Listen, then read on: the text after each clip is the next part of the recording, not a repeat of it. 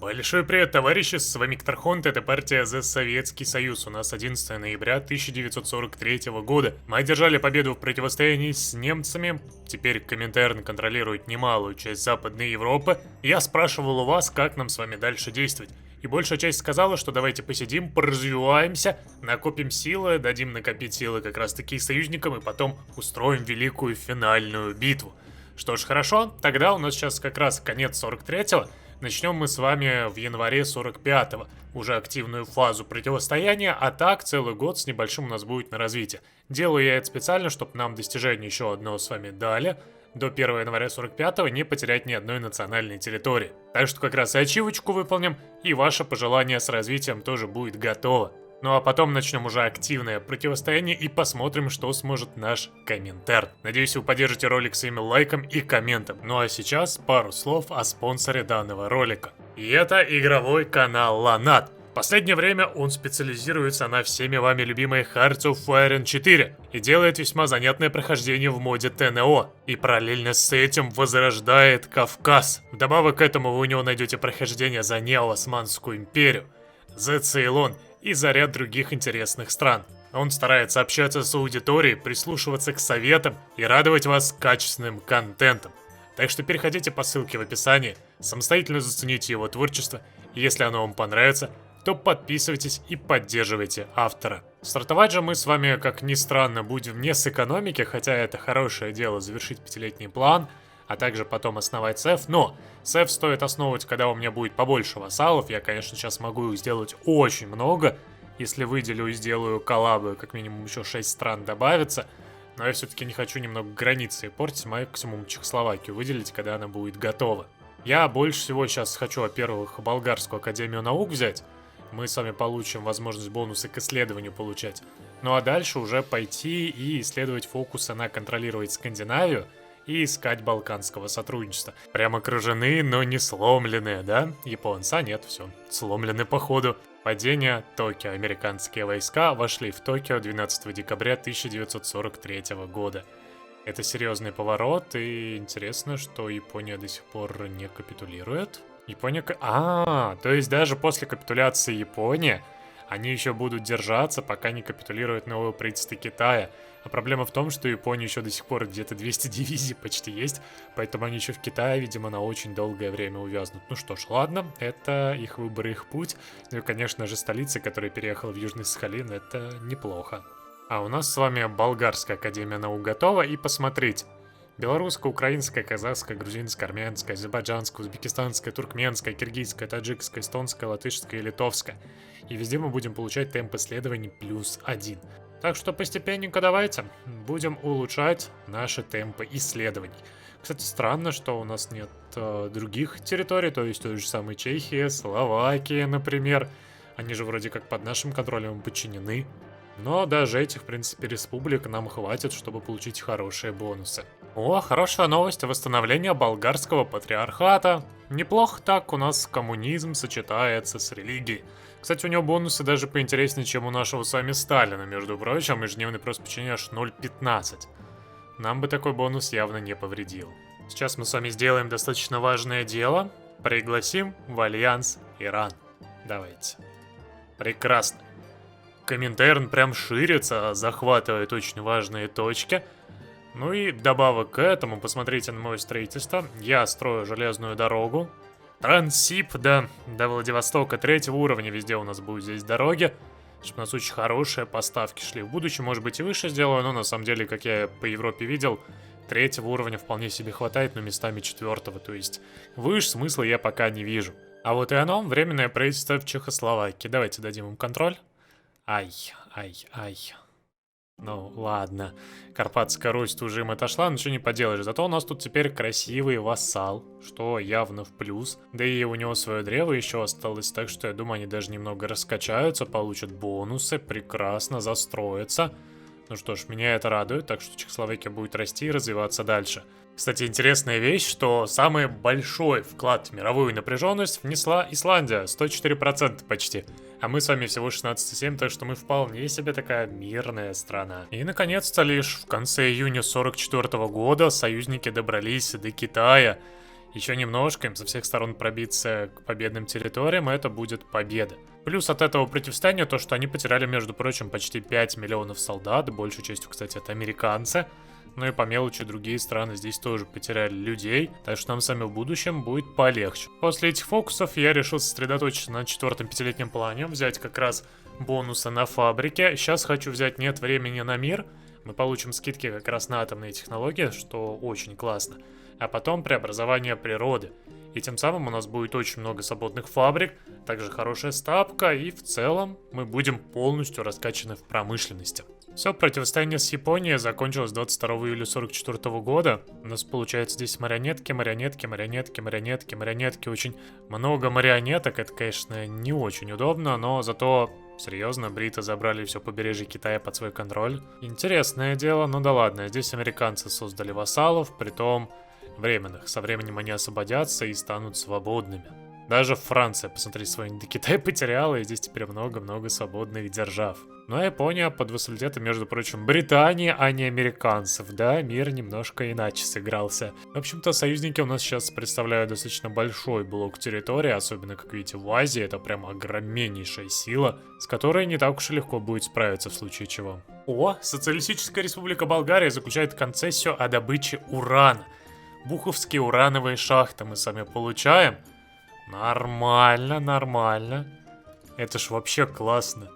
У нас бонусы на производство еще радиоактивных материалов, на скорость строительства и на темп ядерных исследований. Не, ну мы теперь точно в ядерку можем уйти. Вообще без проблем, я как раз беру сейчас ядерный центр и потом уже к атомным бомбам пойдем. А еще у нас следом появляется решение ядерная гонка. Сброшена первая, не обладает национальным духом ядерная гонка. Мы получаем темп ядерных исследований и скорость строительства. Давай. Я так понимаю, это неистекаемый, да, пока кто-то не сбросит. То есть мы получим вообще запредельную скорость строительства ядерных реакторов. У нас тут бонусы. Еще и темп исследования у нас получается сейчас за 210 дней. Прекрасно. Не, ну это уже повод разобраться. У нас тут, видите ли, польский агент действует. Вот, Польша, ты сидишь спокойно, я тебя не трогаю, но нет, все равно что-то пытается против нас сделать. А, ну да, следом еще и японский агент, конечно же. Все, давайте к нам в страну. Да вы издеваетесь, это 3-й польский агент, еще до этого был 2-й японский. Я уже 5 агентов за такой короткий срок поймал. Они что тут у меня, переворот что ли готовят? Ладно, 3-й японский агент. Ну и раз время уже приближается, а с экономикой я более-менее все завершил, то давайте. Возьмем антикапитализм, политику индивидуальной безопасности, обратиться к Германии, ну и потом уже финалочка, мы с вами прожмем как раз освобождение европейского пролетариата, и после этого пойдем против демократов. Как раз будет логичный ход, хотя можно перед этим еще попытаться Аляску вернуть, но тут явно будет отказ, можно даже не пытаться. Выполняю фокус надавить на Турцию, 1 день и... Опа, прекрасно.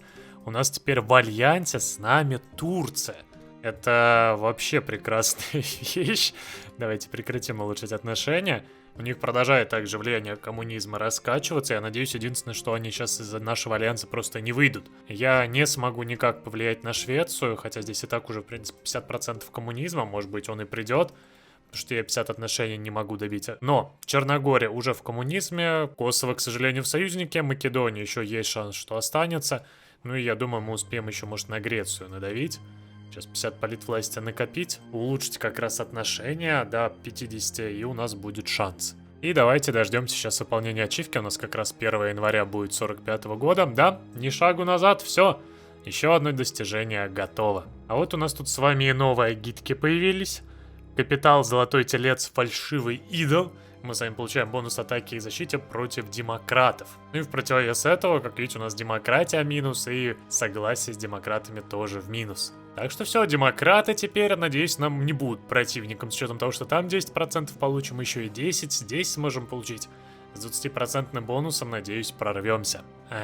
Простите, советская Германия отвергает советско-немецкое торговое соглашение, серьезно. То есть немцы, будучи нашими вассалами, просто взяли это и отвергли. Вот прекрасно. И зачем я, получается, прокачивал и тратил на это время? Вопрос, конечно, хороший.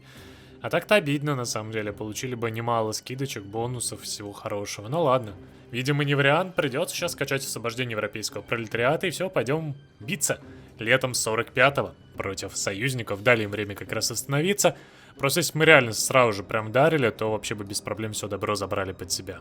И вот оно, 25 мая 1945 года, освобождение европейского пролетариата. Цель войны марионетка против Франции. Погнали! Мировой напряги почти не сделали, 17-4 также остается. Призываем к оружию немцев, так как нам именно с их земель-то и придется идти. Ну и за это время я успел, как видите, Карпатский социалистический союз к себе призвать и Черногорию, так что мы немножко так укрепились на Балканах. Ну и раз у нас начинается противостояние, то я думаю, самое время врубить... поднять штрафбаты. Тоже хорошее дело. На 50 политки тратить как-то дорого, поэтому давайте пока лишь из агиток. Про капитал возьмем как раз бонус к атаке против демократов. Ну и заодно бонус на строительство нам тоже не повредит. Мы хоть и воюем, но застраивать нашу державу все равно нужно. Так, кажется, я тут один небольшой пробел допустил. Я Швейцарию не учел. Так, мне надо сейчас срочно на границе Швейцарии что-нибудь выставить. Хорошо. Ну что ж, я вроде более-менее все ошибки, которые допустил, исправил. Теперь стало полегче, хотя и не полностью, но все-таки. Давай, Люксембург сдерживаем. Нидерланды мы тоже продолжаем давить. Ну и самое приятное, наши танки к Брюсселю рвутся. Здесь Швейцария, конечно, в атаку очень неудобно пошла, но немец возвращается. Я сюда войска веду, все нормально. Словению мы капитулировали. Сейчас здесь как раз в котлах добьем те войска, которые еще есть. Также уже почти разобрались с Австрией. Ну и все. Мы рвемся. Люкс капитулирует, ура! Я сомневаюсь вообще, что в европейской части нам хоть что-то кто-то сделает. Ну а здесь даже... нет, вступились. Подожди, серьезно, они вступились? Ну тогда как бы... Давай, Сталин, вперед, атакуй. Австрия тоже капитулирует. Танчики, не уезжайте из Брюсселя, пожалуйста. А то бросили самый важный город. Ну и давайте, все. Сейчас у нас капитулирует Бельгия в скором времени. Ну, как сказать, в скором уже. Нидерланды тоже почти капнули, и посмотрите, мы в Европе, так что развиваем свое наступление вполне себе неплохо. Единственное, против нас не хочет Польша вступаться, но я ее как бы понимаю, со всех сторон зажата, ей явно немножко не до этого. Июнь 45-го, бои за Цюрих. О, Нидерланды, кстати, на фоне капитулируют. Вот это у нас тут хороший котелок, посмотри на это добро. Все, прекрасно, прекрасно. У нас еще и повышение у летчика аса, Швейцария следом капитулирует, ну и у нас высадки... Удачи! Пытаетесь высадить в Италию, которую я даже к войне просто не призываю. Ну да, конечно, удачи вам в этом деле. Все, у нас тут Германия получает, как видишь, плацдармы, новые территории. Мы сами идем все вперед-вперед, уже 560 тысяч. Притом немалую часть, кстати, в котлах изничтожили. Ну и здесь, нас задержат и не дадут пройти, вау. Вау-вау-вау. Неплохо, неплохо. Ну а так мы тут двигаемся. Скоро Маньчжоу-Го станет нашим. 9 июня 45-го. Наши танки в Париже. Все. Франция только что потеряла свою столицу вновь. Ничему ее жизнь не учит. Старается, но все равно раз за разом проигрывает. Хоть у меня тут и весьма беспорядочные планы, но несмотря на все это дело, мы идем вперед. Французы прям под нами складываются, но все-таки у нас очень хорошая боеспособная армия, здесь как бы вопросов нет. И все постепенненько отходит советская Германия. Вот они, наверное, радуются этому делу. Ну и нас, кстати, бомбить пытаются. О, Евразийскую степь. И все? Нет, не все, Маньчжурию еще. Ох ты ж, Восточную Польшу бомбят, Прибалтику. Ясно, надо сейчас тут авиацию размещать. О, началось, смотрите. Минус вражеский флот, минус вражеский флот, минус вражеский флот. О, да, это буквально прошло несколько дней даже, наверное. Недель, наверное, еще нет. Вы посмотрите просто на эту армаду. Мои бомберы просто, да, пускай не теряются, но столько вражеского флота изничтожено. Все, сейчас получается, Франция должна капитулировать. Мы Тулузу взяли. Нас даже в котел в ответочку попытались. Ничего себе, все. Франция капитулировала. Поздравьте нас с этим событием. 3 июля 45 года французы все, закончились. 1 100 000 потеряли. Офигеть, вы смотрите на эти потери. Ну, неплохо. У них, кстати, до сих пор есть где-то 800, 900, даже, может быть, 1000 дивизий. Но я не думаю, что это такая уж большая проблема. Главное, что мы продолжаем изничтожать вражеский флот. Конечно, и сами тоже его теряем, но ничего не поделаешь. Такова уж судьба, везде пилить. И я знаю, что можно Данию призвать, и тогда вражеский флот сюда заходить не будет. Но мне на самом деле хорошо, что он сюда заходит. Здесь как бы фьорды, архипелаги, мелководье, у него здесь большие дебафы. Так что пускай. А здесь уже, кстати, было 200 с лишним кораблей, уже осталось 187. Мы просто активно здесь выпиливаем. Так что достаточно скоро, когда здесь не останется в достатке кораблей, мы сможем даже и выступ организовать. Ну, вы посмотрите просто, сколько вражеского флота здесь топится. Если его производить самостоятельно, то на это уйдет очень много времени. А тут мы вообще без проблем так их уничтожаем. И можно, пожалуйста, спросить, почему искусственный интеллект решил отправить мое железнодорожное ружье по воде? Тебе не нравятся дороги? Тебе хочется поплавать там, где у врага преимущество? Я, честно говоря, не понимаю вот этого дела, но... Это просто прикрепленная ЖДшка, которая решила поплавать. Ладно. Все, последние войска здесь сейчас мы с вами уничтожаем. Жалких американцев и французов. И поздравьте, мы Европу более-менее очистили, ну, за исключением, конечно же, Польши, на которую явно придется оправдывать цель, чего я не очень хочу, но уже не поделаешь ничего. А так, 18 июля 45-го мы показали, по-моему, вполне себе такой неплохой блицкриг. То, что это все было на автоплане, забрали здесь много земель. Но, кстати, в Маньчжурии наши войска тоже продолжают двигаться, мы уже до Мукдена скоро дойдем. Здесь уже в Корее, как видите, плацдарм удалось взять. Так что скоро еще и здесь нас ждет успех. Я, кстати, сюда вообще не отвлекался, можно было бы поддержать, подсобить. Меня, конечно, это весьма радует, но высадка в Восточную Сибирь, в Камчатку, вы уверены? Вы точно хотите сюда высаживаться? Мне просто вот вопрос. Здесь же снабжения вообще нет. Я даже не понимаю, зачем они... У нас, кстати, вот здесь вот порт есть. Надо, видимо, было Чукотку-то все-таки пооборонять. Хотя здесь с другой стороны вообще нет ничего. Подождите, здесь вообще пусто. Здесь 0 кораблей, то есть я могу сейчас легко высадиться, если захочу, и захватить Японию. Интересный расклад. Ну ладно, не будем уж так на готовеньком их ловить. А то, мне кажется, они вообще к такому не готовы. Дадим им все-таки немножко шансов, пускай укрепят флот, пускай будут готовы к атаке. Так антикапиталистическая кампания, это чисто против Штатов? Я думал, против всех. Ну, ладно, как скажете. В общем, я тут немножко авиацию себе пораскидывал, потому что враг начал, почти везде пытаться и что-то сделать. Мне это, естественно, не нравится. Подлодки все потерял почти. Но зато теперь кучу конвоев просто изничтожа, а конвой это, между прочим, еще и дивизия. Так что враг тут неплохо так сейчас просядет. И, как я вижу, единственный противник это Штаты, в 300 дивизий, почти Польша еще более-менее, ну и британцев 150 дивизий. Правда, я сейчас Ла-Манш уже более-менее начинаю контролить. Корабли здесь выбиваются просто в путь, уже нарисовал много высадок. Так что в скором времени пойдем в атаку. Понятное дело, что нужны будут танки, но благо у меня с вами и средних 8 с лишним тысяч, 13 с лишним легких, тяжей 4 с лишним, да и даже современных уже 600 единиц есть, так что это не будет проблемой. Ну и я думаю, у немцев забрать Францию все-таки, а то они как-то с подчинением здесь не справляются. Так, я все попросил, давайте дождемся загрузочки, надеюсь, все нормально пройдет. Ну да, конечно, давайте передача земель от вассала к правителю, конечно же, дело не из легких. Ну все, я забрал эти территории, между прочим, я могу вернуть Австрию и Италию сейчас, мне просто так интересно. Скорее всего, конечно, не дадут. Ну да, я же типа во время войны. Да, жалко. Просто было бы удобно сейчас все-таки вернуть. Ну ладно, можно будет лучше еще призвать и вернуть, хотя не знаю, призывать Италию, это такая проблемная зона будет. Хотя, с другой стороны, нам все равно Турцию придется, скорее всего, призывать и пытаться через нее идти. Потому что мне не нравятся бомбардировщики, которые действуют на моей территории. Я, конечно, авиацию тут расставляю, она будет сейчас действовать. Но все-таки понемногу-понемногу бомбят, и это, знаешь ли, доставляет. Сдадим уж Сахалин, что поделать, и да. Падение Парижа, красные наконец-таки его захватили. Ура! Возрадуйтесь, товарищи, такому событию. Ну и хотите посмотреть, сколько мы кораблей потопили? А давайте посмотрим.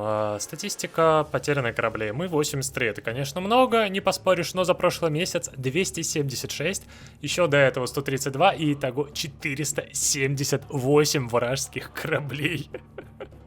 Просто легких крейсеров под 70. Подлодок не так уж и много. Очень много конвоев. Конечно, понятно, если вычесть отсюда, то будет в итоге кораблей, меньше где-то на 200. Но все равно 200 с лишним кораблей. Мы с вами вполне себе так-то снесли противнику, и это хороший удар на самом деле. Ну что у нас там у британцев? Еще 300 кораблей, но по сути мы эсминцы подрубили, легкие тоже, так что уже явно проще. У Америки мы тоже часть кораблей подрубили, у них вообще 190 осталось, так мало. С учетом того, что американцы обычно огромный флот держат. Ну и понятное дело, японский флот мы еще не трогали. Ну а так, да, дело времени, и мы все-таки пересилим, надеюсь. Хочется все-таки, знаете ли, победить, покрасоваться, Коминтерн во всем мире сделать. У нас, кстати, здесь есть ряд уникальных решений, кроме штрафбатов, это еще увеличит рабочее ополчение в регионах. Мы вообще перестаем получать фабрики, эффективность ресурсов, но зато в строении дивизии и защиты дивизий на этой территории больше. Но я в этом смысла особого не вижу, мы и так все живем хорошо. 17 августа 45 года Маньчжоу-го капитулирует, ну и что? Желтороссия почти воплощается. Ну, в данном случае, наверное, Краснороссия наша будет, да? Красный коммунизм своеобразный. Можно уже сказать, что Коминтерн такой северный блок более-менее занял. Конечно, из Китая союзников будет выдавливать очень тяжело, да и кроме того, мне нравится, знаешь, что творится? Вот здесь вот. И вы смотрите просто, сколько здесь американцы прибыли, притом наполовину истощенные французы. Я так понимаю, они сейчас в Польше будут копить огромный такой кулак для удара, и это прекрасно, поймите. Потом просто Польша вступает, отрезаешь ей снабжение, и все. Я не знаю, зачем американцы ведут сюда уже 20-30 своих дивизий, пускай продолжают. Как по мне, это только в плюс. А вот и 25 августа 45-го наконец-таки призвали Польшу. А вот это уже интересно, ну-ка погнали. Конечно, не везде идеально и не везде легко, но мы как бы идем в атаку, все хорошо. Вот это вот меня особенно группировка радует, вы посмотрите, сколько здесь войск. Мне бы сейчас сюда на самом... ну собственно, что я тогда переживаю-то? У меня же здесь вот войска Жукова без дела висят. Давайте их сюда тогда. Здесь снабжения не хватит, да?